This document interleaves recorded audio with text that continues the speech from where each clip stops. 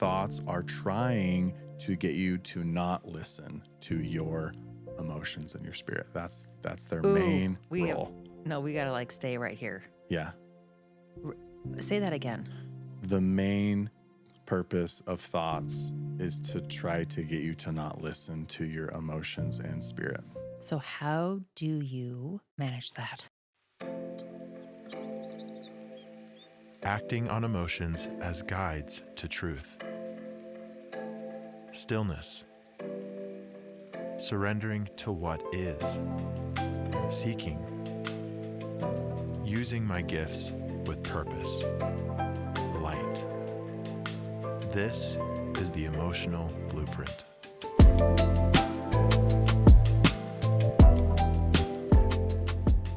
So just so the audience know, these topics that we choose are not random.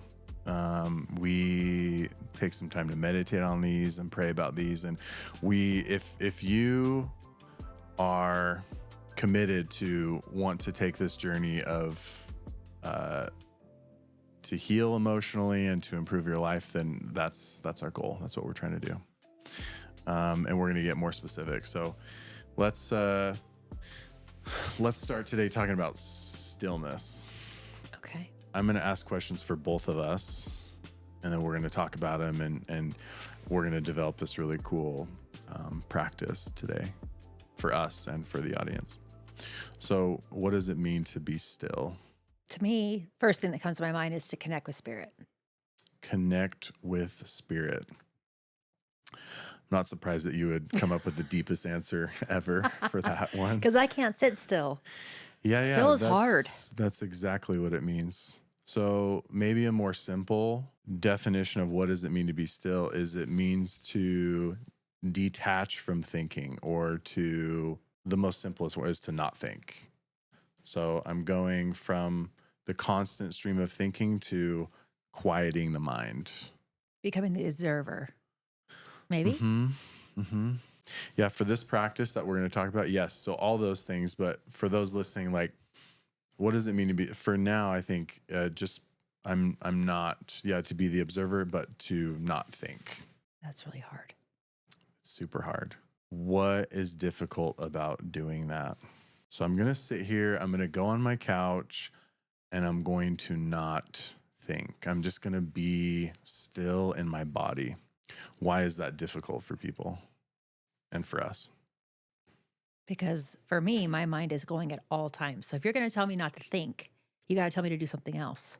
Whether that's pay attention to my breath, because if you tell me not to think, I'm going to think. Mm-hmm. So walk me through someone who's got high anxiety, whose brain is going all the time. How do they actually just stop thinking? Mm-hmm. Yeah, and before we dive into like why it's difficult for us, so you're spot on. I think that's so relatable to most people, including myself. So before we dive into more of like why it's difficult, let's talk about let's have a discussion first about like why stillness even matters. Like, so we're talking about not thinking and going into our spirit or into our body. Why is this so important? Let's talk about this for a second. First thing that comes to my mind is you just recalibrate. You take that pause. So many times I'm split or, and it's like, wait, I need to align. Mm-hmm. I need to just pause, take a deep breath, and gather myself. Otherwise, I am on a freight train going a million miles per hour. Mm-hmm. So in Buddhism, they talk about the greatest form of suffering, or the cause of all suffering in Buddhism, is thinking, is thoughts, the constant stream of thoughts, and how that causes all suffering. So, I mean, I don't know if it causes all suffering, but I think there's a lot of truth to that. Mm-hmm. Okay, so I really like how they talk about in Buddhism, because they talk about the mind as thoughts, but then the way that they describe our spirit is they describe our spirit as the one mind, or the pure mind. So that's actually really powerful, because we have two minds. We have the physical brain that thinks and is like chaotic and influenced by darkness and other people and culture and all this crazy stuff. But then we have our pure mind, the one that's not defiled, you could say, the one that's not, it's pure. This is what we talked about last time, how it's made up of light. Okay. So the reason why being still matters is because it's in this space that all inspiration comes from. It's in this space where all truth comes from. It doesn't come from anywhere else. It comes from this space of stillness. So for those listening, really, really kind of think about that in your own life. Anyway, so if we're seeking truth and we're seeking healing, we're seeking progression, all the most meaningful answers that are actually going to change your life are in this space. Okay. So an example that, like a visual that I really like, is a lake. And you're swimming on the surface. And you're swimming everywhere. You're swimming all around the lake. And you're trying to find answers. And you're working really hard. Like you're exerting all this energy. You're swimming all across the lake. And you're not finding any answers. Because all of the real answers that really matter are at the bottom. They're deeper than thoughts. There's a cool parable in the Bible that talks about this. It says that a hungry man dreams. He falls asleep and he dreams. And he dreams that he eats all this food. But then he wakes up and his soul is empty. It's so important. So we're going to talk about how to do that. But other thoughts you have, my friend, on why it's so important to be still. Oh, there's so many things. I keep, as you're talking, I'm just remembering you at the retreat, and you'd go to talk and then you'd pause in front of everybody, like, just a minute, I'm going too fast. And I would see you sit there, you close your eyes, get still for a second. And it gave the room a chance to do that themselves. So when someone takes stillness, it gives the other person permission to pause and go, oh, wait, this is what we're doing? And it creates this really beautiful collective, like, pause.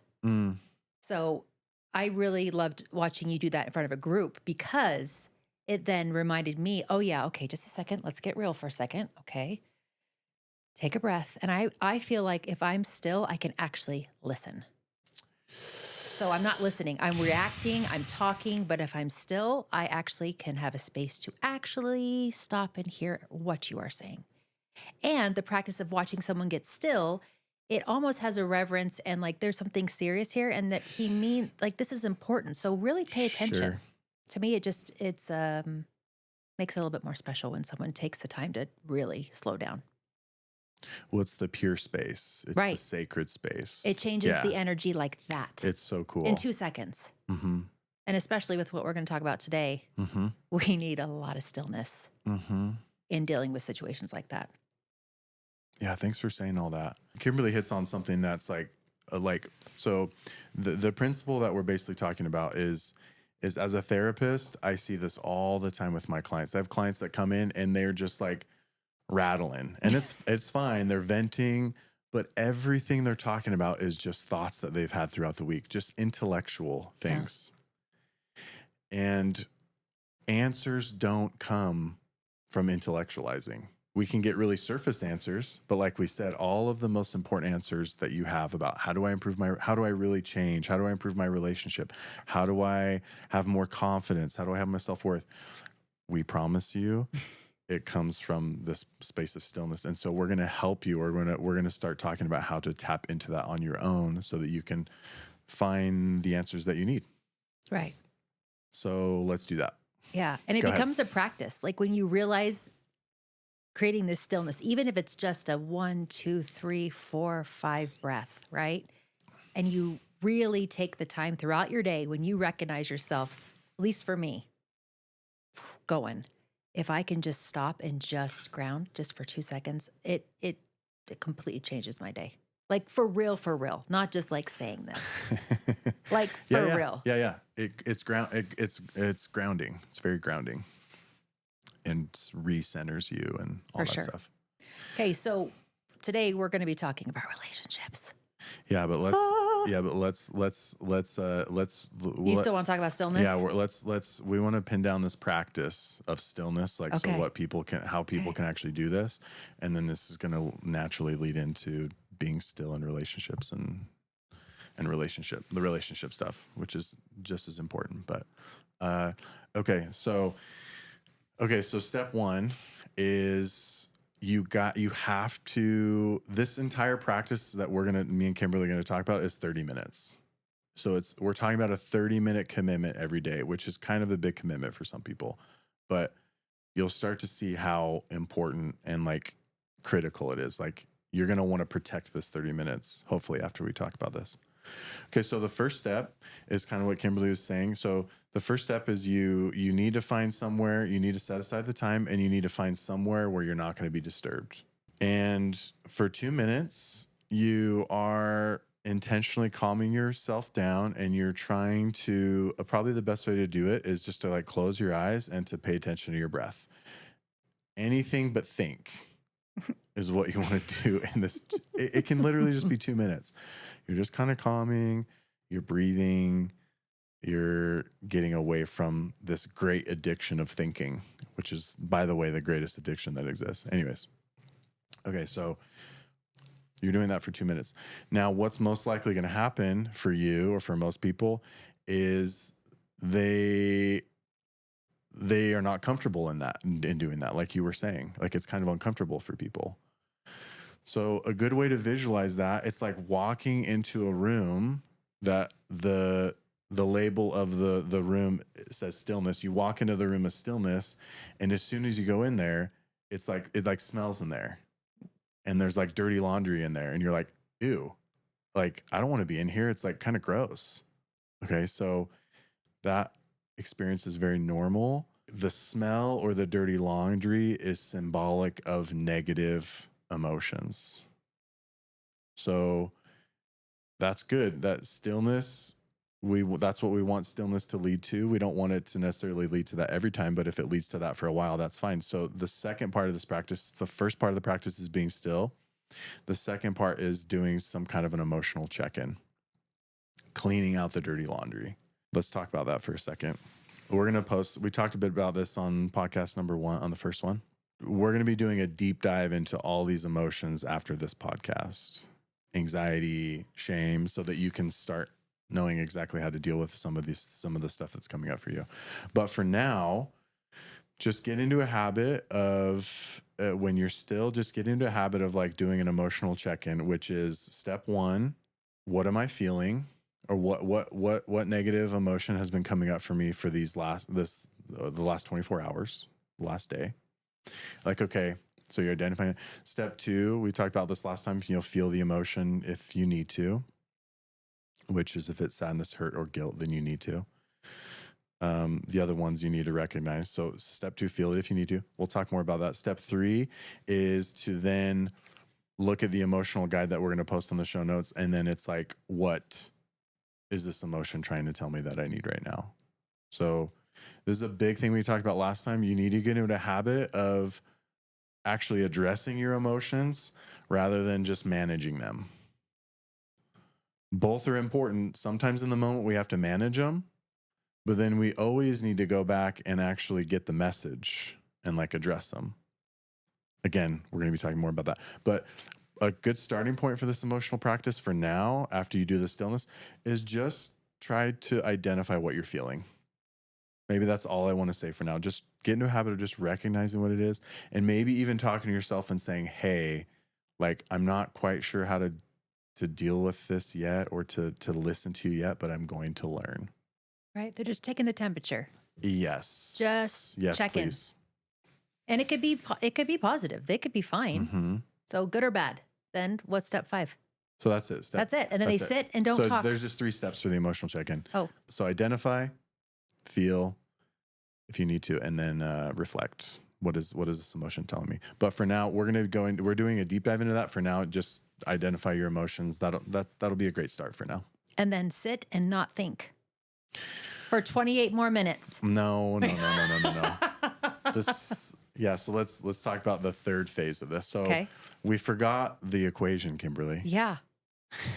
Okay, so the equation that if you're not driving, if you're just like in a place where you can write this down, this equation I think is pretty powerful. So the equation that we're talking about of this practice, the spiritual practice that we're talking about, is stillness plus seeking equals light and truth. Stillness plus seeking equals light and truth. Just one thought on this equation before we go back to the practice is this is a true merger of East Buddhism is what I'm a big fan of, East, but Eastern philosophy, and West Christianity, which I'm a big fan of as well. So how do these things merge in this equation? Well, the East is all about, in Buddhism, they talk a lot about how if you are just still, if all you do in your life is practice being still and present, then all of the answers you need in your life will be revealed to you. You will achieve enlightenment if you're just still and that's all you do. I think there's a lot of truth to that. I think that's valid. I think what's powerful though is yes, that, but also seeking something when you're in that space. Right. Okay, so, and this is what Christianity represents. Christianity is a lot more direct. Seek and you shall find. Knock and it shall be opened unto you, right? So we're merging these beautiful teachings into one where stillness is so valuable, but we want you to seek something in that space too, to really find the truth, find the light that you need in your life. And so, any other thoughts, my friend, on what we're chatting about? No, I'm just trying to envision this practice so that someone who's never done this before, they have any questions or concerns, so you check in. I've never done this before either. I'm making all this stuff You're up on the just spot. totally making it up. We are making all this stuff up. Like, yeah. No, yeah, no, so, I like that part of like actually have like a prayer in your heart or something that you're seeking for. Have an intention. However you want to. Intentions are important. Right. So you And I actually, think, for that practice, it's directed towards something. yes. So, okay. So stillness for a couple minutes. You can go longer if you want. And then do a little bit of an emotional check-in. And then the third part is seeking. And so this is going to involve, maybe a more direct approach, which is like prayer, meditation, having an intention, just like you said. So prayer and meditation / study. I cannot emphasize the study part enough. The TikTok craze is replacing study for Agreed. people. It's like quick. It's not good. It's not good. I don't have a problem with TikTok. I'm going to be posting videos. I'm going to be posting all my videos on there. No, I'm just kidding. I'm going to be posting stuff on there. But it's like the reason why it's so important is because it puts you in the role of a student. Right. And so where can you go to study? Let me grab my phone here. It's on the floor. We'll post this on the show notes, but we'll post on the show notes. But let me just mention 5 references just real quick. So you can buy all these cheap for used on Amazon. But these are just 5 references. So get a couple of these books and start. Don't just read them. Try to sit with them. You're already still ideally, and you can like really kind of sink your teeth into these, and this can fill up the rest of your time on the spiritual practice. So I'm getting carried away. Let me pull up these 5 real quick. So these are okay. So here's probably 5 of my study recommendations. Christianity, New Testament, the Bible basically is one. Old Testament has some amazing nuggets in it too.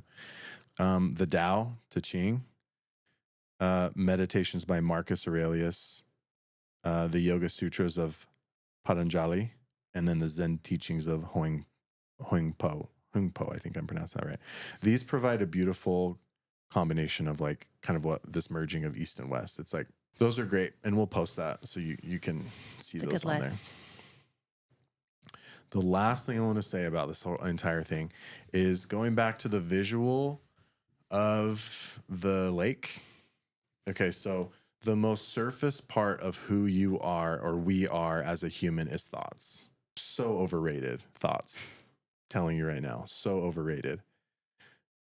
So thoughts are the most surface. We dive a little bit under the lake, and the next depth that we find is emotions and breath. So this is why after you're still, you do the emotional check-in. This is the natural, like, dirty laundry in the room, clearing that out. By the way, as you get into a habit of doing this, you'll actually love being still. It'll be like a peaceful place for you. And that's honestly when your life changes in a lot of ways. That is a true statement. Cool. 100%. Because I'm making most of this up, so I need your validation. No, I'm telling you right now, changes your life. I've seen that too. So, and then you've said this right at the beginning, and then the most deeper layer is spirit. And so, okay, what's that? That is this, remember we talked about this last time, your spirit is made up of light and truth. Yeah. And so that's why the study and the prayer and the meditation is so important, because you're trying to put truth in. Just like that parable, the hungry man has a dream and he eats and he awakes and his soul is empty. I just love that parable. So deep. And Christ said this. Christ said, no man can live by bread alone. So there's two parts of you. There's your physical body. Your physical body can live by bread alone. Your spirit, it can't. And this is what's happening in the world. This is why this is a huge draw to psychedelics. This is the surge of psychedelics, is people feeling, this isn't the only reason, but people feeling spiritually lost and having no purpose. And where do I find it? And there's a lot of, it's so important to be feeding yourself with truth and light. And so that's important. So if you make this 30-minute, if you protect this space, and it sounds easy, what we're talking about may sound easy, actually doing it, like you said last time, integrating this and actually doing it can be difficult. Just give it a shot. Make it a priority. What I do is I have 2 young girls. They're 5 and 2. They're super fun. They're crazy though. They're like smashing pillows in my face. Like, I can't do this at home. So what do? I make it a commitment to whatever time I start work, I'm going 30 minutes early. Right. And I'm sitting in my office and I'm being still. And I'm grateful for that, because when I have emotions there, I'm addressing those. But as this is a practice, guys. And so as you practice this, eventually that stillness room will not be full of dirty laundry. And then you'll get even more from that at that point. So I'm talking too much. Any other thoughts, Miss Kimberly, on this practice? I love all of it. I completely agree with the importance of it. And when I first got into this, it was just for anyone else who might have, it feels like a giant jump, right? To me, being still sometimes doesn't mean just sitting totally still. Still to me is plopping myself out of my normal routine. So my stillness was a walking meditation for a while, without my phone, without my AirPods. It was just because it was too hard for me to sit. I had too much going through my body. Mm-hmm. So I needed to just move that energy, but I was still being still. Yes. So you don't have to just sit. And if you're uncomfortable, like I can't, even if it's like moving and yet you just still are, even if it's music, like it doesn't have to, everyone can create their own practice, and you'll crave, you're just a professional, right? You're a master, so you can Zen sit. No, okay. No. But I think there's an evolution of stillness. Yes. And the same was true for me. So this is why we have Kimberly on the podcast. She's Mrs. Relatable. Like so yeah, it doesn't have to be have it, anything that you're doing, anything that you can do other than drugs, that is going to stop you that is going to take your attention away from thinking. Right. And honestly, this is why extreme sports are so attractive to some people, is because it forces you, like free climbing, it forces you to not think, because as soon as you think, you're dead. It forces you to be very present and still. So what Kimberly's saying is so valuable. And we also have another human being, our tech guy in this room. His name is Dane. What's up? He's amazing. Dane has a lot of depth to him too. Dane, we're going to come to you in a second. If anything pressing that is coming up for you about what we're talking about. Give me a little more than a second, if you don't mind. Yep. We'll come back. We'll check in. We're going to ask a really deep question. Dane, answer this. So I think that's good for the stillness spiritual practice. So, and innately, you're going to know. You're going to know what that practice looks like for you. And honor it. And honor it. For me, certain days, it's out laying in the grass. I need to be everything shut off, laying in the grass. Other days, it's with a journal and I'm free writing. Other days, I'm walking. But if you can just check in, have that check in, ask what you need, and just trust whatever that is. It could be a bath. It could be anything. Just do that's so what beautiful. Your heart knows it needs. You're the best person to take care of yourself. Listen. So I think our message is like, make sure you take the time though, like be intentional with this 30 minutes.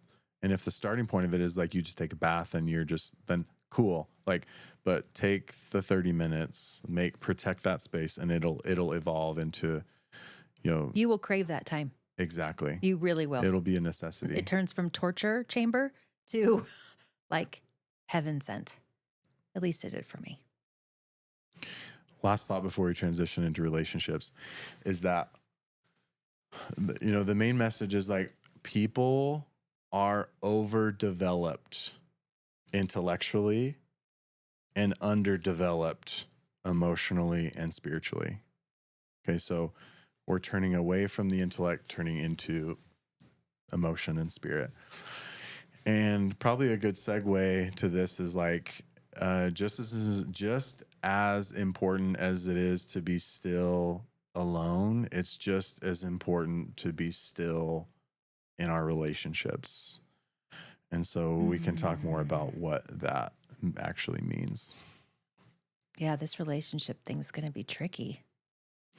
But I'm going to let you lead this, my friend. No, because me and Kimberly thought of some good questions that we wanted to talk about together. And so we're going to do that about relationships now. So switching to anything else you wanted to say about stillness stuff? No, I just think it's key. Was I good at being still in my relationships? Absolutely not. 0%. If I could go back in time, yes, we would. And yeah, it's hard. It's hard to sit now and transition and talk about relationships. I would hope that any of my past just push pause, turn it off now. Anyone that knows me, my children, just you have permission. Mommy says to turn this off. Because I want to be able to speak freely and in no way speak from a place of expertise, right? It's, let me tell you how I wish I would have done it different. And honor the parts of me that did it the best way I knew how, and it just didn't work out. So stillness, relationships, we talk about that brings in light, that brings in the spirit, it changes the fundamental energy between two people. Just pausing. Before we start this practice, we have a grounding practice. We try to get still. We try to just really settle into the space and ground. And when you're in a relationship, so much of us are, at least in my experience, we're just reacting off of each other. So recalibrate in a relationship is essential. That's so good. So I want a specific thought on what does it mean to be still in relationships. Simply put, when the other person is speaking, I'm not thinking about what I'm going to say next. Right. I'm not pre-planning my response. That's a big part of what it means to be still in our marriage or in our relationships, because the number one gap how people feel in their relationships is they don't feel seen and they don't feel understood. Well, why? Because the other person is sitting over there thinking about what they're going to say. They're not, and it's hard, especially when you're in conflict, we'll talk more about this, but when you're in conflict, both you and your partner have negative emotions coming up at the same time. So to be able to this is how having your individual still practice will really help with your relationships, because you can be I love what you said, you can be an observer. When you're in conflict with your partner, you can be an observer and you can do your best to I'm just going to listen to my partner and understand them first before I make my own point. Yeah. Do you do that really well in your marriage, Corey? No, I do not. Yeah. It's a work in progress for sure. 'Cause it's hard. It's the ultimate. This is why anyone that's single, this is why relationships are a partnership with another person is an essential, step of progression, because it's a whole nother level of, awareness and stillness and respect and love and all that stuff. So it's like you think you got it mastered down, but you're single. Wait till you are in a marriage, I should say. It's not that bad. Way to set it up, Corey. It's not that bad. Yeah. It's just as equally fulfilling as it is difficult. But anyways, so I'm sure we'll talk more about that. So that's part of my thoughts on what it means to be still in a relationship. Yeah. And something that helped me, let's be honest, it never really took in my marriage. I am divorced. No. Yeah, I know. Yeah, I didn't know that. I'm just kidding. Just find out right now. Yeah. So that was fun. But I remember Coach telling us once, like, to create this stillness, because, I was highly reactive. He's highly defensive, right? And you're just a little tip that, I think could help is, and I'm sure because you're the therapist, but as you're saying this is just coming into my mind, is when one person is sharing, that's it. The other person doesn't get to share till the next day. You get to just be still. You get to witness. Oh my gosh. Like, because it's not even a back and forth, because then you're waiting like, oh, if I know, Corey, if we're in a fight and I know I'm not allowed to give my side of the story till tomorrow, I'm probably going to listen better. Just a little thought. That would be amazing if there was like if that could work. Right? Tomorrow, like for most people, like waiting until tomorrow, like that's like. Okay, how about an hour? I don't know. How about in 1 hour, Corey? I'm going to tell you all the ways you ticked me off. I think you're more advanced than most people at doing that. You're more advanced at doing that than most people, I think, for sure. But ideally, it's like, here's what I think. Here's why I think it's hard for people. So this is the deception of Satan or the mind. If I'm in a conflict with my wife, and this happens, not the conflict, but this happens for me regularly, where I have this thought come up, and I think it does for most people that I talk to on the therapy couch, is why is it so hard for you or us to just listen and understand your partner? I know you're pissed off, and I know you have a point you want to make, but why is it so hard for you to put that on the shelf and listen and understand your partner? And it's a fear thing for most of us. Like it's like a fear or a deception of like, if you don't share that right now, you're going to forget about it. Right. And it's a really important point to make. So we have a deception of darkness coming into our thoughts that is convincing you that you have to share this right now, or you will die. Yes. Seriously, yes, that's the feeling. I know. That's the feeling. I know. And then the other deception is like, you will forget about it if you don't share it. Which you're going to ruminate about it for like 3 more days. Trust me, you will not forget about this dumb thought that's probably not that important. Have you ever taken notes in the middle? I won't talk. Well, then you're not really. Then you're not fully listening. No, you're not. So this takes some personal experience. So the goal is obviously a kind of almost like a faith thing or a spiritual trust of like, I'm going to trust that. I'm going to trust that if I listen and understand my partner first, that there's no thought or no idea that's going to come up for me in the moment that is more important than me listening and understanding first. And then whatever comes up for me after they feel fully listened to and understood. And look, that might take 20 minutes of them railing on you or whatever, but you're just sitting there still and you're like, you're not taking it. Your ego isn't getting in the way. You're listening, you're understanding. And then it's your turn, and your partner understands this. You've talked about this ideally already. Like, hey, we need to listen and understand first. You have the stage, and then I'm in the audience. You have the stage though, and then I can have the stage right after. But my point is trusting that this thought that seems so important to bring up, that Satan is deceiving you about, if it's really that important, guess what? I promise you it's going to emerge and it's going to come up from the place of stillness after your partner feels understood. And guess what? Sometimes nothing comes up and you're not supposed to say anything. You just trust. This takes some practice, trusting this intuition or trusting the spirit, trusting your own spirit.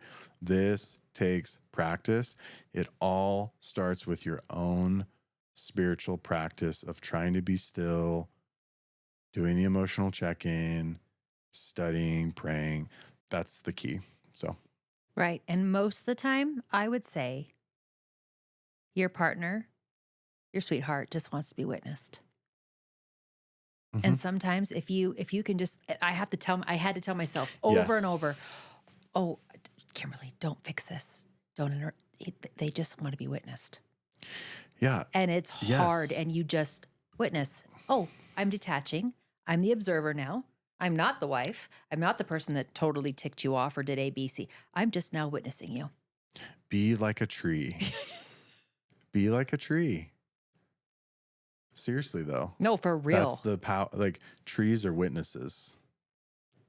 We'll talk more about that another Corey time. was a tree, you guys. Obsessed. Just to let you know. Corey for sure was a tree. Oh my gosh, you just divulged my deepest secret that I believed I was a tree in my past life. I see it. Okay, so this is all great. So yeah, let's dive into some of these questions. So yeah, so relationships are hard. Please, right?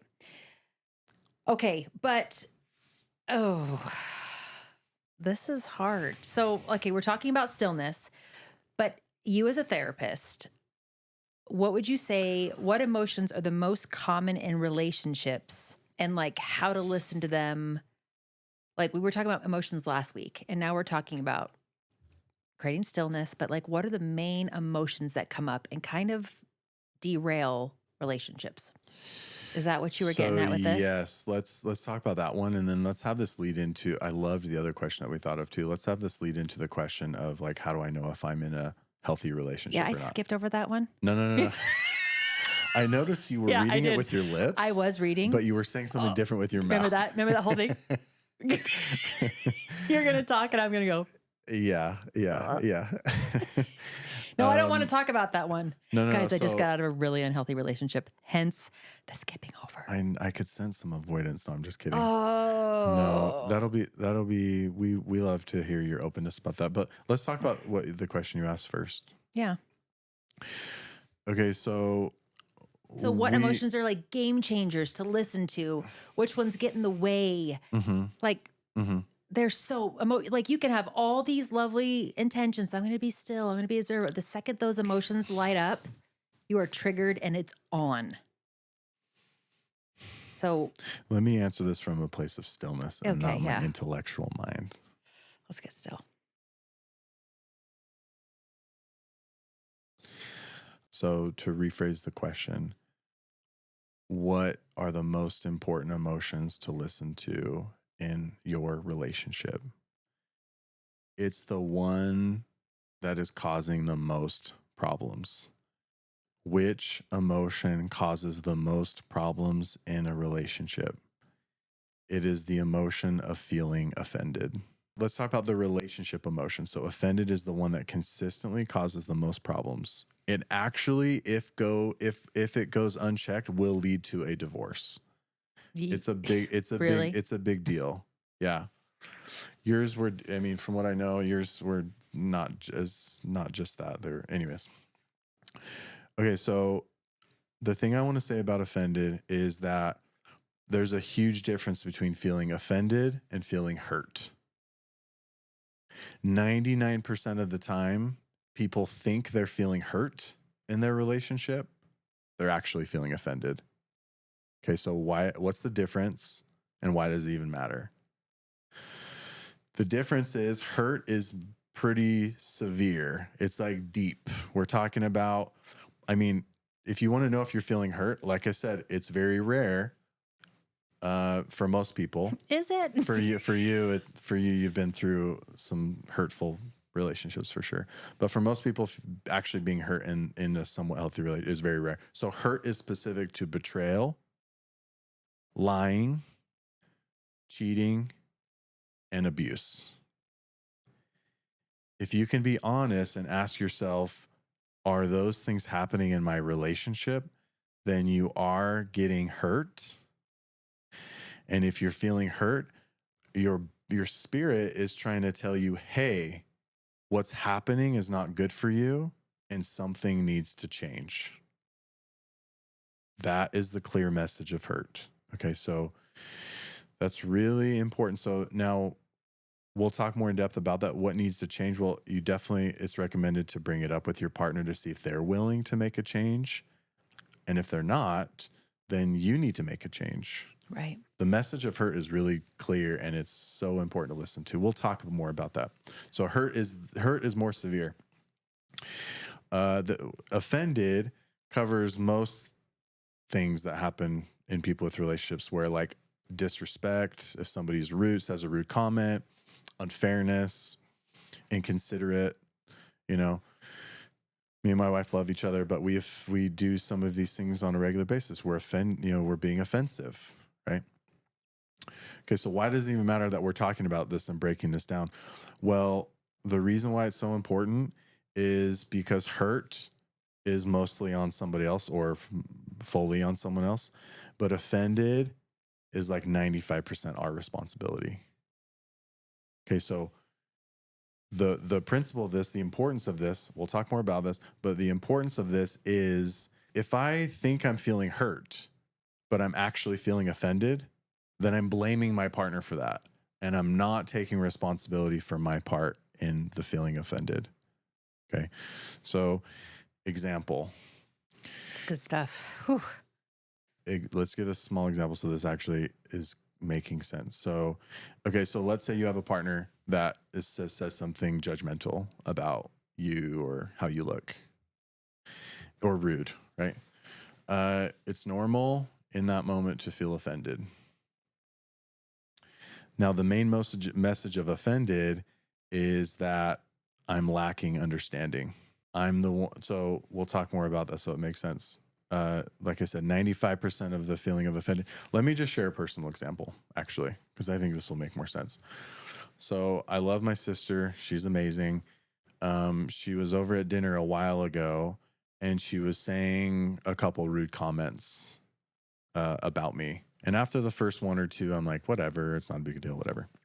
After like the fourth or fifth, though, like I'm starting to get like a little heated internally. I'm like, I almost told her to leave. I'm glad I didn't say anything. The next day, I'm working out, I'm doing my routine, and I'm just like so pissed. I can't even like work out. I'm so upset. And so I'm trying to do this practice. So we'll talk more about anger, but I was anger. Okay, what's underneath that? I realized I was feeling offended. So I asked, and I know what that means. That means I'm the one that's lacking in understanding. I'm not seeing the full picture. Okay.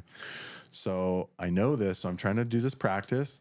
So I ask myself, and this is a really important question when we feel offended, what do I need to understand so that I don't have to feel this way anymore?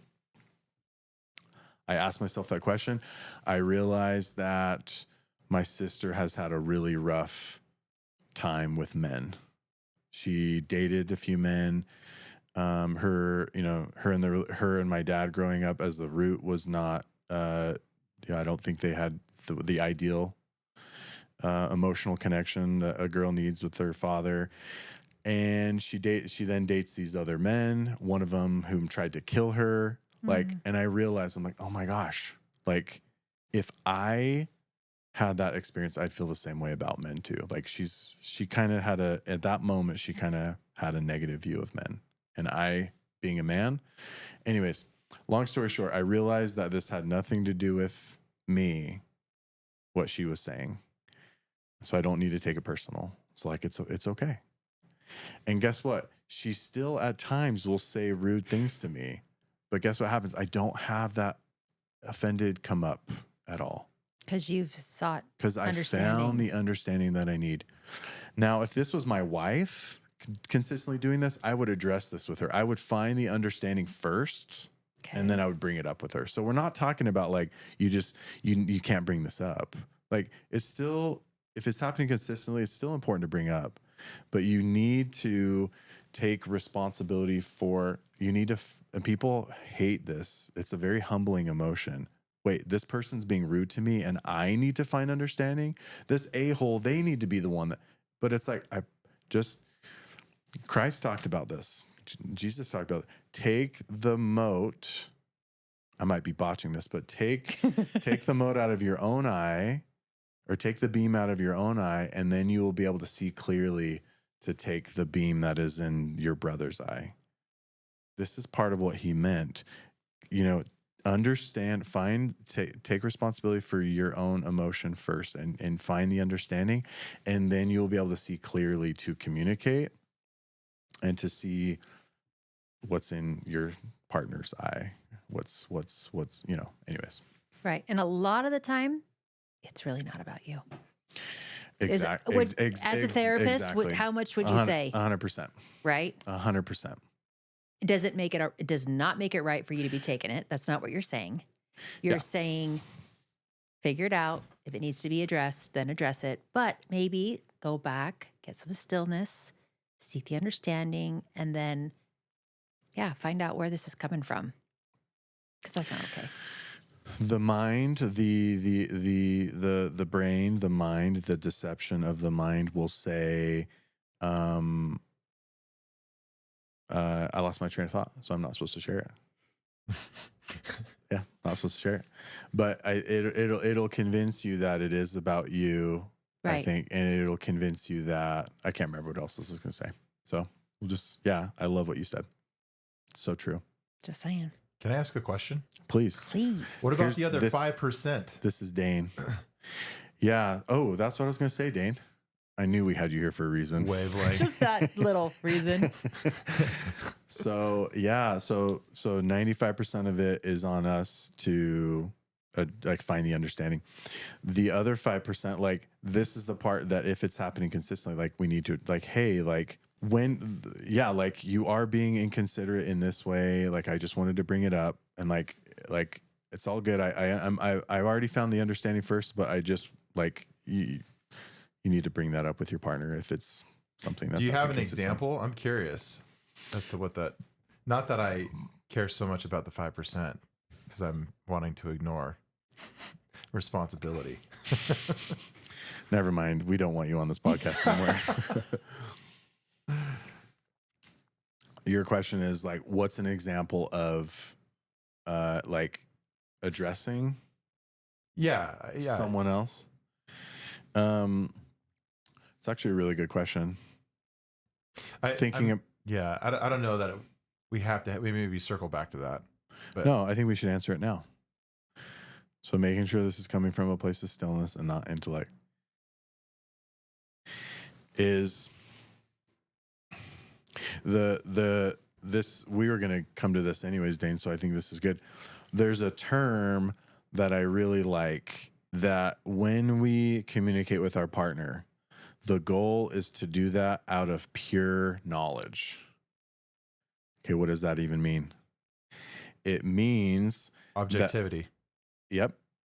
It means objective truth, meaning I'm not sharing, and don't take this the wrong way, I'm not sharing my opinion about why you're doing this. I'm not sharing necessarily a lot of my opinions about or feelings necessarily about it.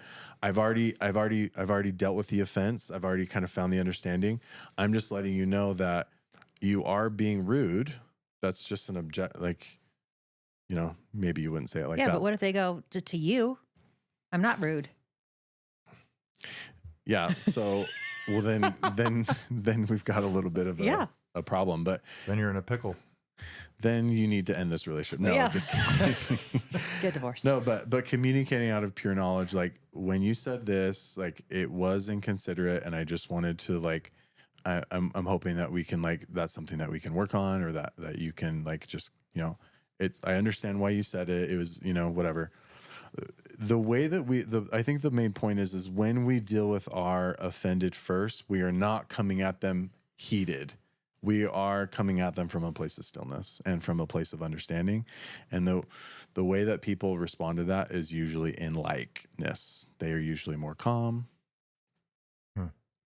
and they usually respond better. That's not a guarantee that will, because we can't control that. But if you're in a healthy relationship, if you are bringing something up that's important to you, they may not respond well the first time, but if you continue to bring it up a second, they will. If you're in a healthy relationship, they will to some degree acknowledge it and want to work on it because they love and care about you. Yeah, I mean, I'll just say this last thing and then I'll just be your tech guy, I promise. But your hurt is like, or sorry, like it's such a two-way street, right? In every scenario, it's like, that's, I feel like why divorce would happen is it's just one person can be perfect in this stillness, but if the other isn't reciprocating that, yeah, I could imagine you're running into a wall. Yeah, and sometimes that happens, and so you really want to look at like, we can be pretty happy and fulfilled in a relationship if we're not getting hurt consistently. The hurt is really the deal breaker. If someone's continually hurting us, abuse, lying, cheating, betrayal, that we have to listen to that message that comes from spirit, which is, like we said, what's happening is not good for you, period. Do you feel like that's period? Yeah. Do you and feel like something needs to change? Yeah. Do you feel like that's where therapy comes into play, is like an objective third party to say you're either hurt or offended? Ideally, but most therapists aren't good at giving advice about relationships. So Corey, because what their is own relationships are a mess, including my own. No, I'm just kidding. Whatever. So what would you say is the best way to tell if you're in an unhealthy relationship? Is how you deal with conflict? I think we kind of answered that. Really? Yeah, the hurt. So if they are not taking your hurt and holding it with their heart, you got a problem. Yep. This happened to a good friend of mine. This is the most extreme example, but it highlights it perfectly. So he found out that his wife was cheating on him with his best friend. So he's super cool about it, actually. And he approaches his wife and he says, hey, like this is a good example of communicating with pure knowledge. Hey, I'm really hurt by this. I found out that you're cheating with my best friend, and I'm hoping that we can figure something out. What? Her response, shoot, man, it's not going to stop. So deal with it. Ugh. And he didn't listen to his hurt quickly and as quickly as we would have liked him to, but eventually he had to get a divorce. If he was listening to his hurt, which means something needs to change, either my partner needs to change or I need to make the change. There's people try to negotiate with hurt all the time. Like, well, and it's like, no, that message is very direct and very important. There's a direct correlation. People that do not listen to their hurt, people that listen to hurt and act on it, you typically have pretty high self-esteem and self-worth. People that do not listen to hurt, their self-worth slowly starts to go down the drain. Right. I mean, I can't believe I'm saying this, but at least she was honest. Yeah. But it sounds like it didn't help him because he was not responding properly to his to the hurt. Right. And I love this, like, you're making it so clear. If you don't listen to your hurt, it then, for at least in my life, it stopped becoming more about how they were hurting me. It became now, how am I hurting myself? Because I am self-betraying 100% to such a level of taking this hurt time and time again. And like you said, the low self-worth, the low self-esteem. And you think, you logically know I deserve better. This is not okay. But you're not willing to act on that hurt. And you're constantly saying this is hurting me. And the hurt is just, I never thought of it just that simple. That's how you tell if you're in a healthy relationship. How do they handle your hurt? It's that simple on paper. But let's look at the other side of, think about my friend, and this, I see this a lot. He's been married to this girl for 10 years. They have kids together. Their whole life is together. Like, just imagine how hard it is. Like, I know I'm getting hurt severely, but she's not willing to change that.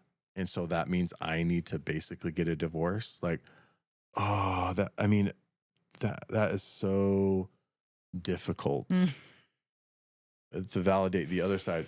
The message is still the same. What I wish happens for most people is because usually as a therapist, I see people a year removed from this where they come in a year later and their wife is still cheating on them and they haven't gotten a divorce yet. And it's been a year of this happening, right? So unfortunately, why does not listening to hurt affect our self-worth so much? It goes right along with that saying, we accept the love that we feel like we deserve.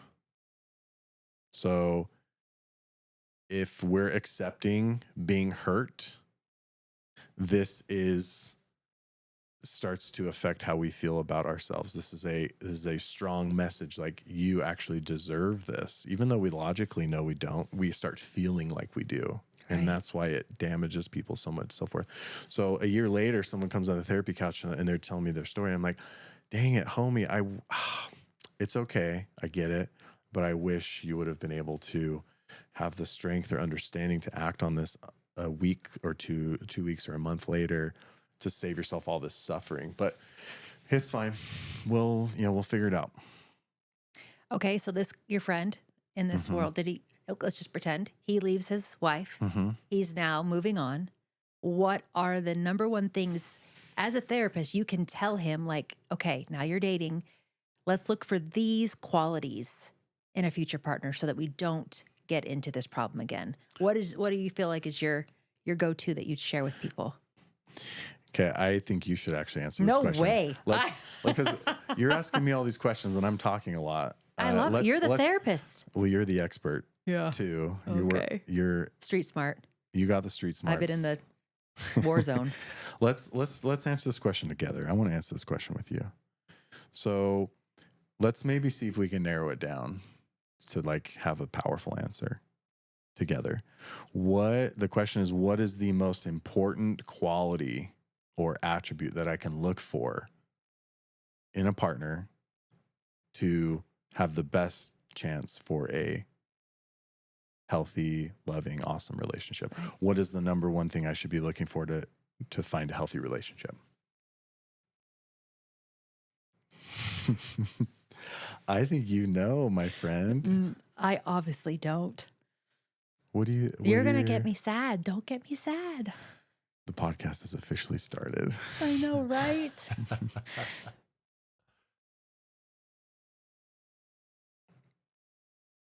I think it's how someone holds your heart. I really do. I think it's so telling when you hurt another and they can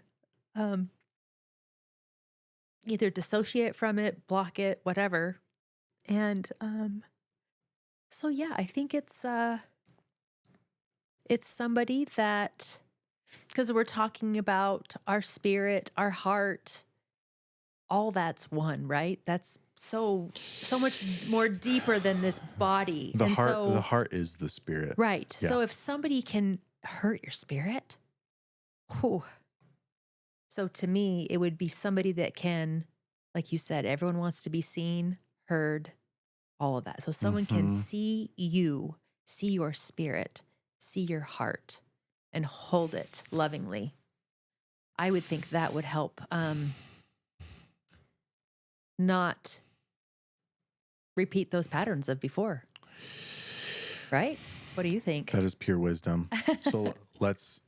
So Kimber, the number one most important quality you can look for is somebody that's going to hold your heart. Let's break that. Let's talk about exactly what that looks like. Let's get a clear. So yes, that is if there's a right answer, I believe that's it. But what is that? Let's talk about what that actually means. So, okay, so there's this famous marriage therapist. He's really great. I've met him in person. His name's John Gottman. What made him famous is he would observe a couple for 5 minutes. He could tell. And he would predict with a 95% accuracy rate if this relationship was going to work out or not, or if it was healthy or not. Would you want to know or not? I remember listening to that book on tape and being like, I'm about like 6 years overdue. Like we're 5 minutes too long. Yeah. Carry on. So with a 95% accuracy rate, if this is going to work out or not. He talks about a lot of stuff in his books, but the main thing that it boils down to is, does your partner take responsibility for their own crap? Do they own their part? When, like you said, when they are hurting you and you say, hey man, you kissed another girl or you lied to me about this, like, this is hurtful. And I'm hoping that we can figure something out. Are they blaming you? So this is what he talks about in his books. Are they criticizing you? Are they stonewalling you? He calls them the 4 horsemen of the apocalypse. Are they getting defensive? These are all signs of somebody not holding your heart, or these are all signs of someone not taking responsibility. And so these are, if this happens consistently where someone's hurting you and they're not owning it, this is the end of days of the relationship. This is the apocalypse. This spells the end of days, Okay. So that is the number one most important thing to look for in a partner by far is, can this person take feedback, and how good are they at taking responsibility and holding your heart and taking responsibility for their part. Right. Okay. Yeah. So I want to talk more about what that looks like in dating, because ideally you want to find out if somebody is a healthy match for you before you are in it deep and like months deep, and you've already invested so much, right? So we should definitely talk more about that. Yeah, I agree. Right now? Well, yeah. One of the things we want to talk about, I mean, we're talking about hurt and we're talking about dating and we're talking about divorce. Like, what is one of the things you help people deal with emotions when they deal with someone that they see moved on and now they're with somebody else?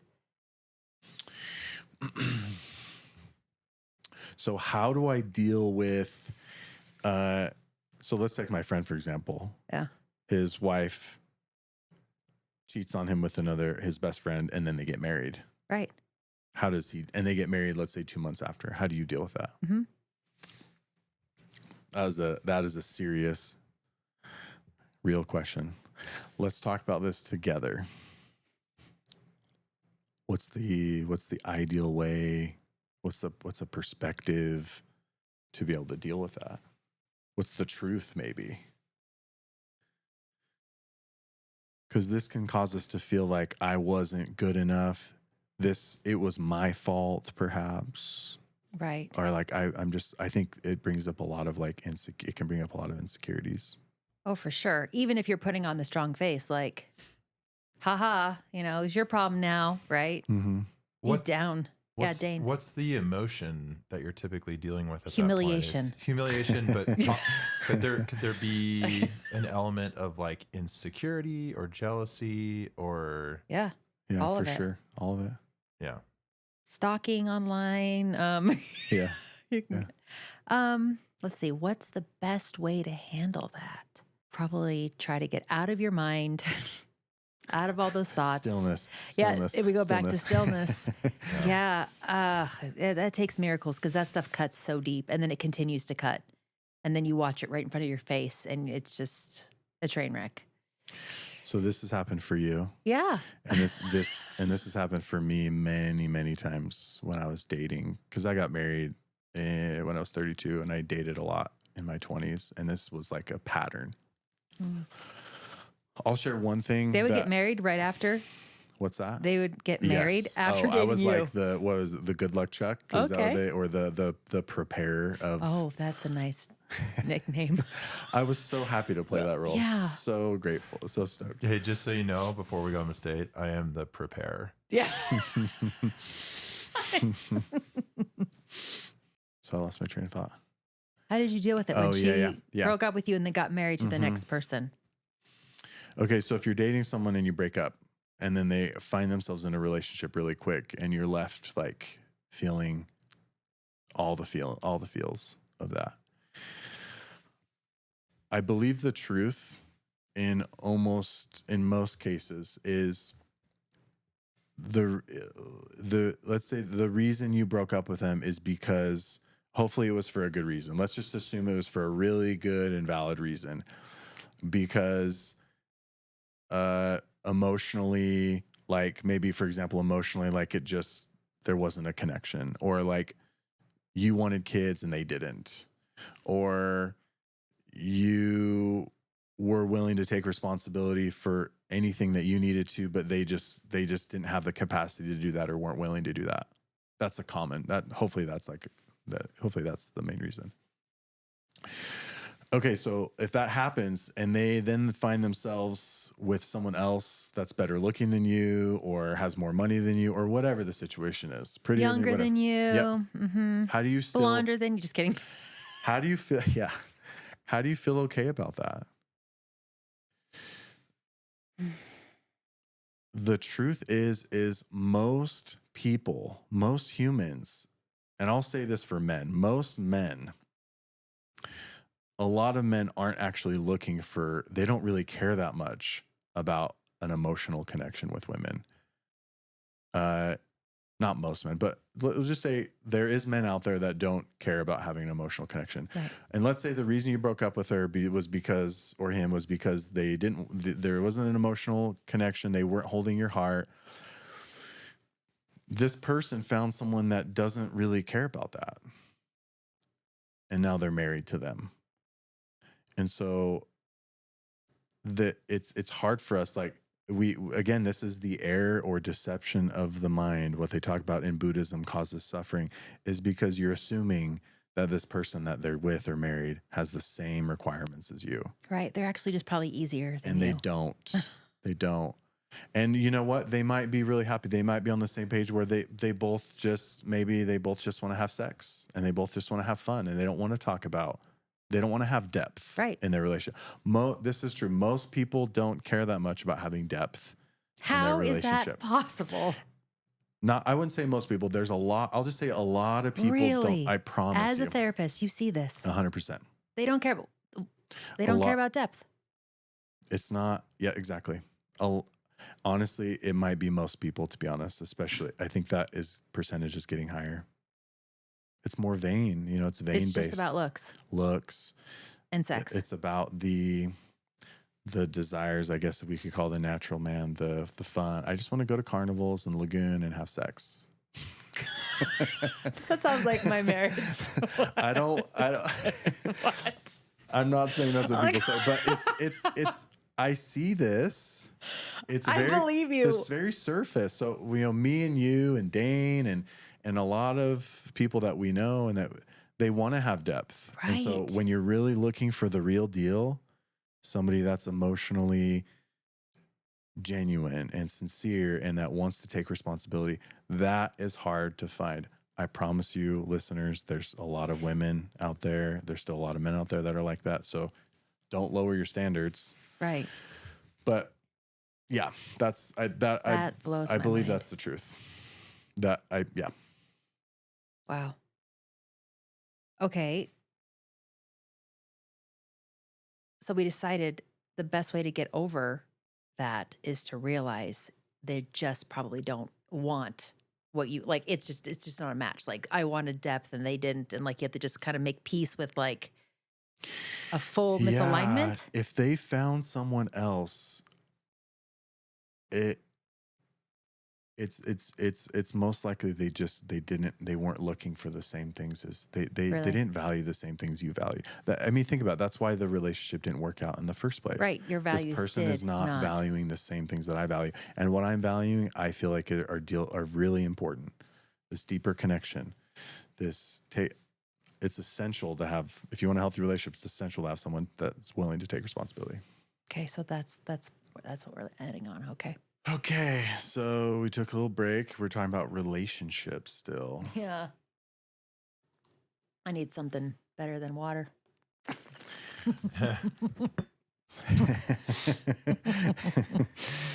So let's JK, talk not about JK. let's talk for a second about if someone's single and they're looking for a really awesome and healthy relationship. Like, what are some tricks? What are not tricks, but what's a way they can find out if someone, like, as soon as possible, how can they tell if someone is a person that's genuinely going to take responsibility for their stuff and going to hold their heart? And like, how can they tell if someone is that way before they are deep into it? Right. Because there's ways that you can know before you're too deep. I think it's bringing, like, as a woman, as a people pleaser, and men are the same way, when something happens, or maybe there's something said that's offensive, or something just doesn't go quite your way, instead of just going, I'm going to pick my battles. Oh, no. Start some shit. Like, actually say right at the beginning, hey, when you mentioned that thing about, politics or whatever, like right then and there, go right to the jugular and say how that made you feel, and see how they receive your emotion. That is the most direct way. No, it's good. That's great. So that's the core answer for sure. I love that thought. I want to share something about that. So like, people, I think almost all of us have been through this experience where people can say whatever they're going to say, but no one can fake a genuine emotional response. That is lie detector proof. Like, they can't. If you share something emotional with them, or, like you said, you bring up how you feel, you pay really close attention. Like, you're hyper focused on like, how do they respond? If you want to simplify it, it's like, what's my responsibility? This was another thing that we were talking about or had a question about. What is my responsibility in my relationships? My responsibility is to be open and to be honest / direct, and to be kind in my delivery. Right. And if I am doing that based on how somebody responds to that, that tells me everything I need to know. Doesn't it? You sit back and just watch, because you know yourself. Yes. You know how you showed up, and now you just watch the crazy unfold. Or hopefully not. People that are, I'm thinking of a man, but people that are like players or these charismatic, smooth talkers, whatever, this is their kryptonite. This is something they can't fake. They cannot fake a genuine emotional response, period. They can say the words, but if you're open and honest, direct and kind, you can sense it. So that's going back to having enough self-worth and self-value that when it does A, offend you, B, hurt you, C, just make you feel icky, that you actually love yourself enough to go, this actually won't work for me. Because so many times, at least as you were thinking about this man, I'm thinking of these women that go, and make excuses or this or that. And then they stay and they keep self-betraying when these things are coming up, because they do not love themselves enough to go, actually, no, bye. Okay, bye. I didn't. Yeah. That took 100%. I'm just barely learning that, which is so sad. Because you have the fear of scarcity. Well, he might be the only one, or, I haven't dated all this fear starts running through your mind, and you make all these stupid excuses for poor behavior when really it's offensive to your spirit, period. Your spirit is literally trying to tell you a message, and now you're like, la, la, la, la, to your spirit. And what are you doing instead? You're listening to intellect. You're listening to thoughts that come from the brain. The brain tells you, like, Oh, you're not going to find someone else. Mhm. Oh, this is like too much work to like, you can learn to be okay with this. He's like a 10 and you're like a 6. Like, get it together, chick. Yes, these are lies though. Right. And so Oh, these, they're the and worst. again, one of the main causes of suffering from thoughts is, remember, thought, and we haven't talked about this, but thoughts are trying to get you to not listen to your emotions and your spirit. That's their Ooh, main role. we got to like stay right here. Yeah. Say that again. The main purpose of thoughts is to try to get you to not listen to your emotions and spirit. So, how do you manage that? How can you tell the difference between a thought and the intuition? We talked about And this a little bit last how time. can you tell the difference between a thought that comes from your physical brain versus a thought that comes from your spirit, your Right. in Buddhism, the pure mind versus the physical mind? The truth is we can't be perfect. And it's a work in progress. But to get more specific, this is why we need this spiritual practice. This is why we need this stillness practice, because if I'm believing lies that are coming from thoughts, it's going to manifest itself emotionally. Okay.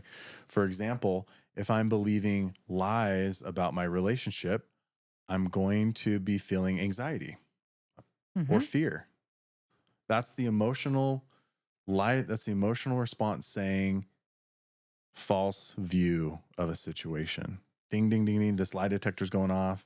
And the anxiety is coming from that deeper place, trying to tell you that the way you're viewing your relationship doesn't fully check out. Okay. So, and then another small example is shame. Shame is very similar to anxiety, but shame is when we feel like we're not enough, or I'm a 6 and you're a 10. I'm never going to find someone better. That's a form of shame. I'm not going to find someone better. That's a form of shame. The shame is very similar. That's literally your spirit trying to tell you that the way you're viewing yourself is false in some way. Hmm. So anxiety, from a mental standpoint, anxiety is false view of situation. Shame is a false view of self. So we have these emotions to help us. This is why we're so high on emotions, is because the emotions always tell the truth. We need to make sure we're listening to them. We cannot wait to talk more about that in detail as the podcasts go So on. thoughts are lying to us. Emotions are telling us the truth. Yeah. Are feelings and emotions the same thing? Yeah. Yep, same thing. So you can totally trust your feeling. Mm-hmm. Now the problem is most people are misinterpreting what their emotions actually mean. You know, they're feeling anxiety in a relationship, as an example, and they think it means that they're in danger or that something's wrong, where that anxiety might actually just be telling you like the way you're viewing something is not checking out, you know? Right. So Interesting. Okay. So the power of feeling confident in that I'm interpreting my emotions correctly, there's a real power there. So that's just one part of it. The other way that we can know is like from a spiritual, like you're going back to your question, like how can we tell if a thought is coming from our spirit or pure mind versus the physical mind? We were talking about a bit, that's more of a spiritual thing. There's a clarity to it. We just kind of know it's pure, it's clear, you know.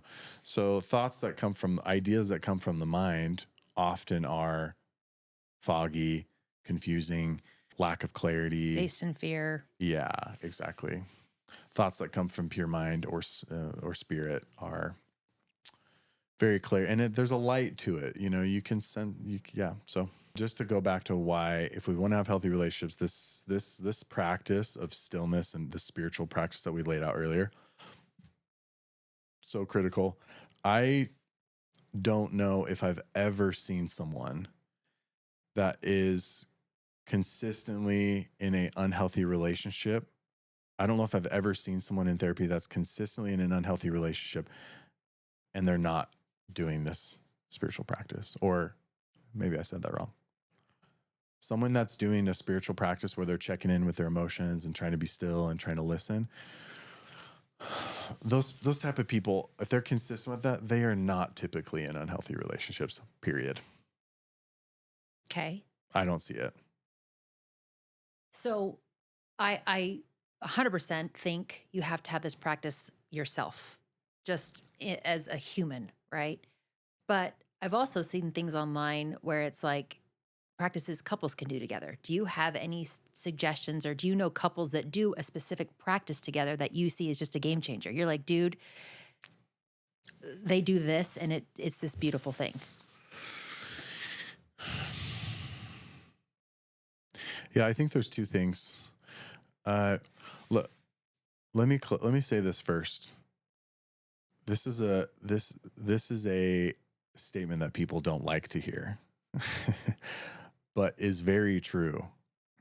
Promise that most happiness in a marriage comes back to supporting your partner in them being individually fulfilled. Amen. This is more Eastern. The Eastern or origin of this is very powerful.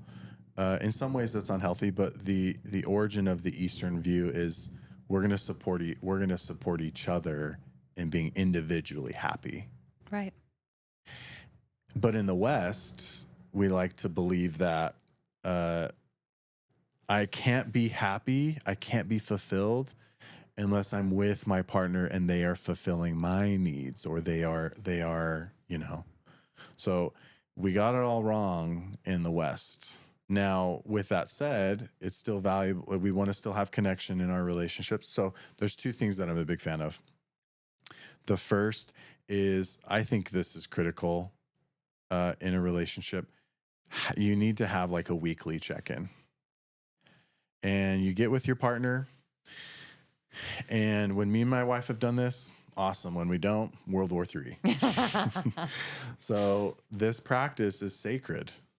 For sure. It's getting together. And so the practice is, it's very simple. Once a week, you plan out the same day and you make it a priority, and you initiate a little bit of a check-in, and you just each ask each other this one question. What can I do to be a better partner? What do you want me to work on this week? That's it. And this is where your partner can give you feedback, and you take it no matter what. You can't just like discount it. You if it doesn't make sense, you can ask for clarity. But then they also are doing the same. Then they ask you the question, well, how can I be a better partner? And it's this beautiful, we're working. What's the evidence that we actually do like each other or love each other? We are taking feedback and we're working for each other. That's huge. I think that would be the ideal. That's the foundation, yeah. And that's not a far reach for a lot of people unless you're deep in conflict and there's some things to figure out. But the other thing is Jordan Peterson actually talks about this a lot. I'm a big fan of this. He talks about how from the research, couples need to spend 90 minutes of quality time. This is non-distracted, just talking. 90 minutes a week total. 90 minutes, ideally outside of maybe like a once a week date or something, but 90 minutes total. So you break it down, that's like, I don't know, maybe 15 minutes a day. Wow. That's not much. No. So I need a lot more than 15 minutes. Just saying. Kimberly, for future daters. Everyone out there listening. She's 900 minutes. No, I'm just kidding. But people, again, we get it wrong in the West. We think so much about quantity. It's not about quantity. It's about quality. Like, make this 15 minutes really, no phones. You're really looking at each other in the eyes. You're really talking. You're asking each other questions. So that's good. So anyways, the relationship check-in, and then the quality time. And then if you want to get really, really next level, then even having maybe some study time together, maybe some of these spiritual references or these books of your learning together. That's a nice thing, you know? I keep seeing this visual and how I grew up. I grew up with the little triangle, where you've got you, your spouse, and God, right? And it was like this. Mm-hmm. But somehow in my mind, I made it and morphed it like this, right? And this suffocated so much. I really saw it like this, like, how close can we possibly be? Let's like get so close and support each other. And through, beginnings and endings, I have completely, I mean, I was as Western as you can get it, as traditional. And now the visual is so much more like this, like I'm doing my thing, I'm checking in with my higher power.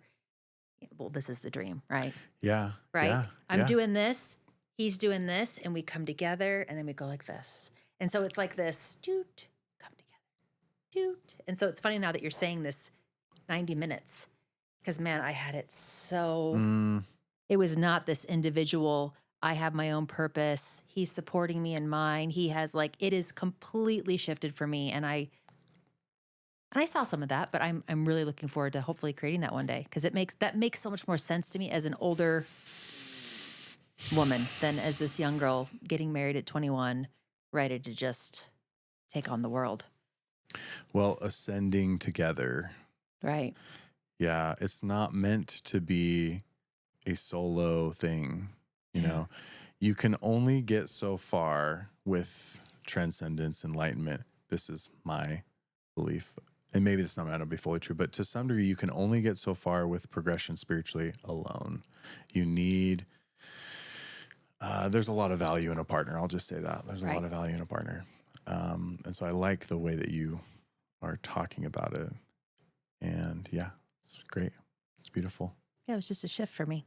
Mm-hmm. And it was embarrassing to look back at years and years of very codependent, very just funky marital practices that I just didn't understand. And now you just get a little bit wiser the little older you get. Yeah, and we'll talk more about this too, but what can't be overstated is the impact that our parents have, particularly the opposite sex parent. So for you, your dad, me, my mom, the impact that relationship when we were younger, when we're growing up as a teenager, the impact that relationship has on who we're drawn to as an adult. And it's all unconscious. Mm. And this is what in Jungian, I'm a big fan of Carl Jung. In Jungian psychology, this is what he calls a complex. It can't be overstated. And so we'll dive. We're going to dive deep into that at some point too. Yeah, that's like 10 podcasts. That's like that's really that's the transformational stuff though. If you're ready to hear it and feel and apply it, it's life changing. It's changed my life.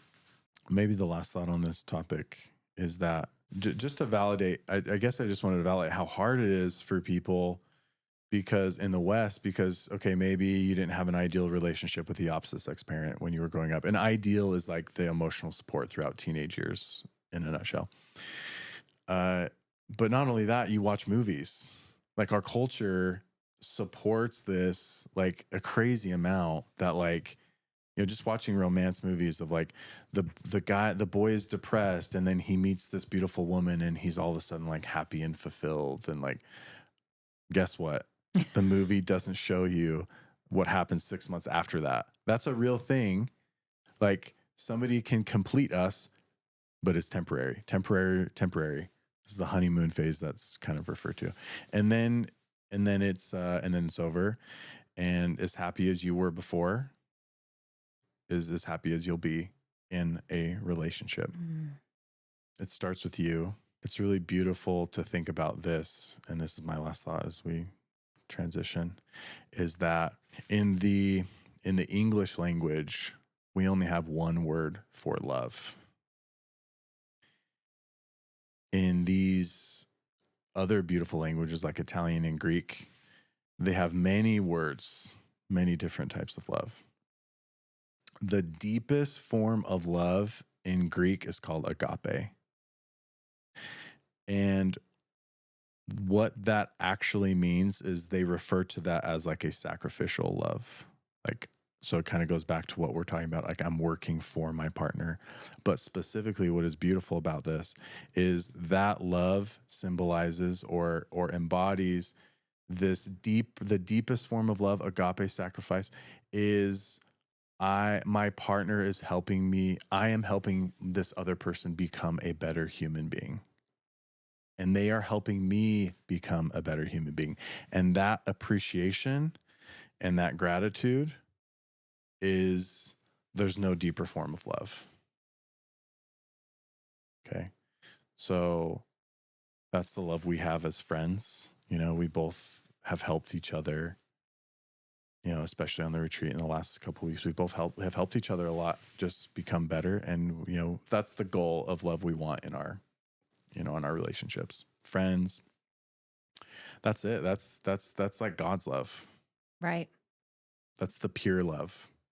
It's so different. And when you can tap into it and when you feel it and when you share it, that's why I can't even relate to people that don't need depth and don't need, like, I don't even know what world that is. Yeah, we can be friends with those types of people, Right. But we can't date But when them. you've had a taste of that Oh yeah, pure, beautiful love, and you can get that as someone who's single, right? Like I could sit here and be real sad and be like, oh, I'm never going to have that. No way.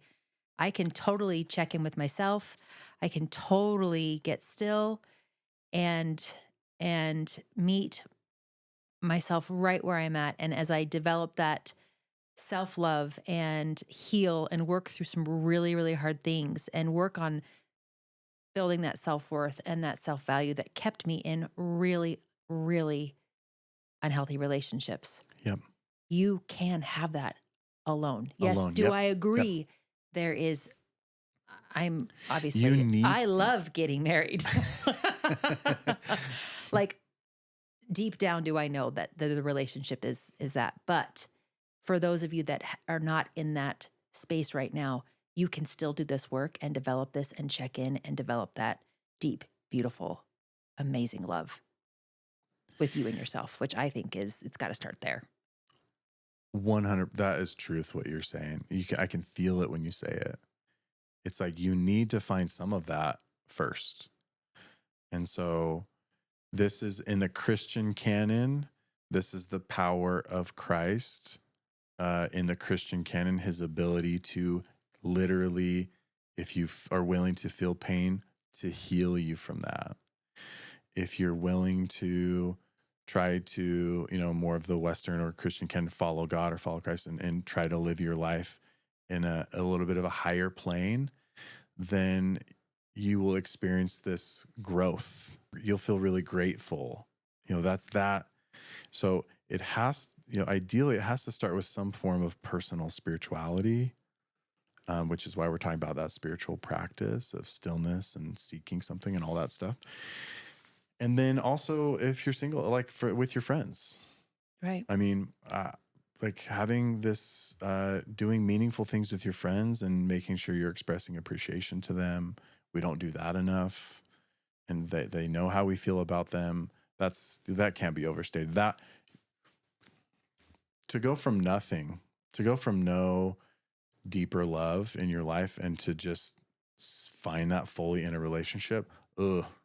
Right. I'm trying to think if this is really a true statement. I'm not just saying this because I've got a microphone up to my mouth. But going way back to the very beginning of this conversation about being in relationships when someone is hurting you and then having to take your own responsibility for what you're doing. Mm-hmm. I'm still sitting here. I'm allowing this to happen.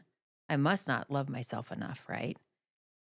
And having the fear of not wanting to do the hard thing and maybe get a divorce because you have a fear, the thoughts that come and go, you'll never get remarried or you'll da-da-da-da-da, and you think I'll never have this love again. But then you have enough guts to leave this situation that is obviously your spirit is telling you is creating this abort. You just got to be strong enough to actually do it and trust that there will somehow be love on the other side. Right. So now I'm 10 months fast forward. Sorry, I'm just getting real personal right here. I'm just kind of seeing Kids, this. deaf ears, la, la, la, la, la, la, la. It's like now that I'm 10 years or 10 months out, I can honestly say, I can honestly say I have felt more love, more true love, more beautiful love from friends, from my own spiritual practice, from my own higher self or my own, whatever you want to call it. I Mhm. have probably, that love has increased more now than I ever had it in a marriage that I was begging for it, fighting for it, trying to create it, trying to convince myself for it, trying to whatever. And I really truly had the belief that no, you can't, I won't have love alone, right? Mhm. Mhm. And to be able to cultivate and grow this self love is like the most beautiful, empowering love that I didn't even know existed. How does that give you hope that when you find another partner? It gives me hope because I'll be a whole new different person. I already am a completely different person than I was 6 months ago, than I was 2 months ago, than I was like, I'm continually, yeah. And you go forward and you go backwards, but like I now have developed because you've gone through such horrific loss, horrific pain. And I kind of believe that your capacity to love, I hate when people say this, oh, you'll have so much more capacity because you've been through this, but there's kind of some truth to it. Yeah. I yeah. hate that there's truth I to was that. about to tell you that. Yeah. Just kidding. But what I will have, and I'm only 10 months into this journey, I have years and years to go.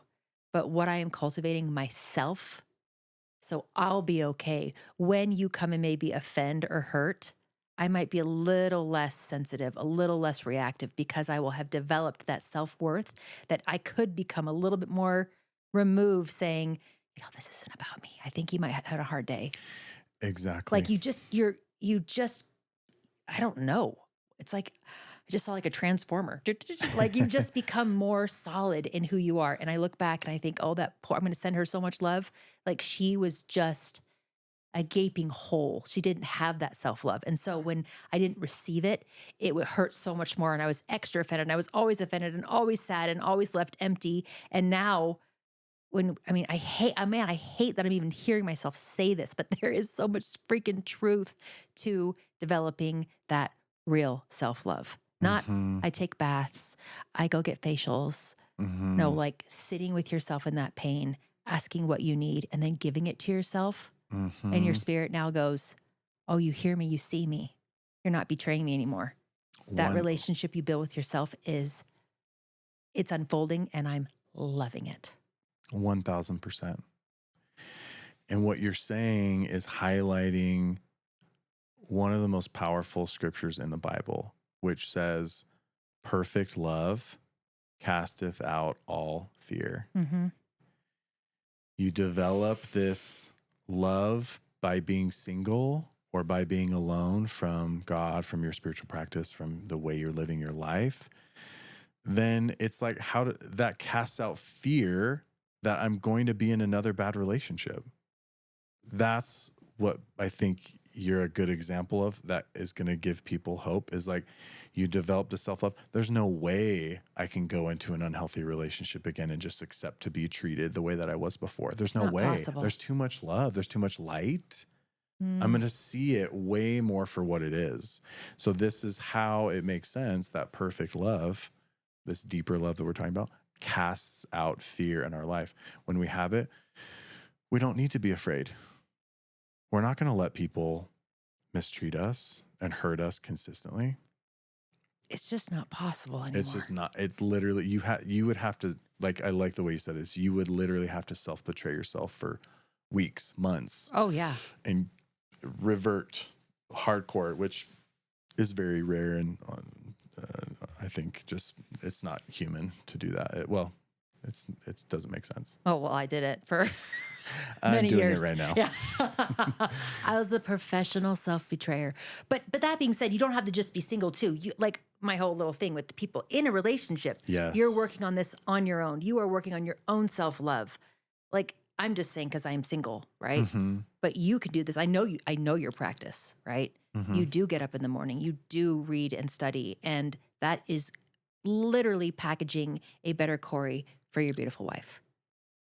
Yeah, and if I'm not doing this and my wife isn't doing this seeking light, this equation we talked about, then then it's going to negatively affect the relationship. It validates this other saying that I love, that what we lack inside, we seek outside.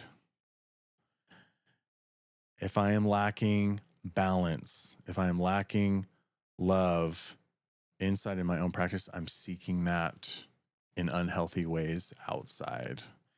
And again, this goes back to the Buddhist teachings in Zen Buddhism of find peace with your pure mind in this place of stillness. And that is a place of rest for you. And so you don't have to seek addictions of find relief from whatever drug or pornography or whatever it is, because you have it within.